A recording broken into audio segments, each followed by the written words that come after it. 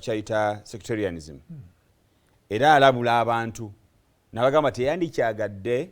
muntu kutunuulirwanga Muganda muntu kutunuulirwanga Musoga muntu kutunuulirwanga Mukyoli era avumirira bonna abavaayo n'ebigambo ebyagala okwoza nze Omuganda nze Omunyankole nze Omukiga naye ate kati wano nze Wampise ekyomukisa omulungi amawulire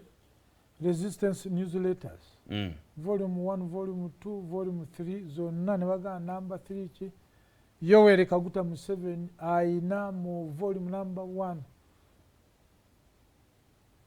ya mawulire walagedde Nilotic Army ng'alifalinga kujje Milton Obote to government we yali commander in chief ngalijjuddemu bali kukiga Army commander the late Lieutenant General Tito Okello Lutwalabule Army chief of staff late Major General David Oito Joko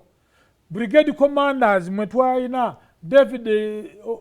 yali financial controller owa UNLA the late brigadier general David Ogwang ogende central brigade commander yali Bazio Lala Okello ogende western brigade commander Major Pacific Okwera ogende gwe yadira mbigire yatibwa Lieutenant Colonel Serino Ben Oboti one yali adumira roadblock Museveni kwe yakwatibwa n'omukyala n'omwana kati bino tribal sentiments ezijja nga zitunulya nti tiimu y'eggwanga eryabalango n'abakyoli lwaki mu strategic command ne deployment waliyo balango n'abakyoli naye ng'eggwanga namba 1 mu bungi bw'abantu yali Baganda namba 2 Basoga manya namba 2 Banyankole namba 3 Basoga kakati abasinga obungi mu deployment strategic deployment bomugabo nga tebayinaako so okulayira kwa Yoweri Kaguta Museveni 12 Kololo yalaga nti teri Munnayuganda yenna mu nsi ayina amaanyi n'obusobozi nti asobola okutwala eggwanga lyekka mu maaso era yali mutuufu ng'akyogera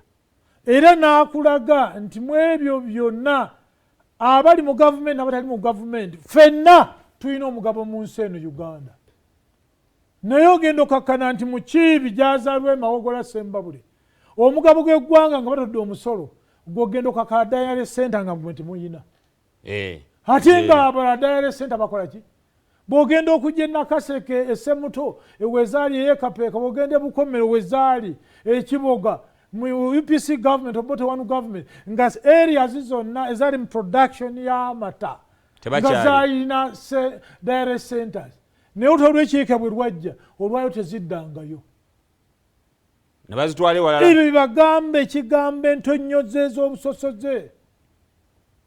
entonyoze z'obusosoze ozirabira mu service delivery wokka kakati service delivery wejja kubanga eggwanga Uganda bannansi bonna obukadde 48,985 nga batuula mu maka obukadde 8,35 abo bonna omugabo weeguli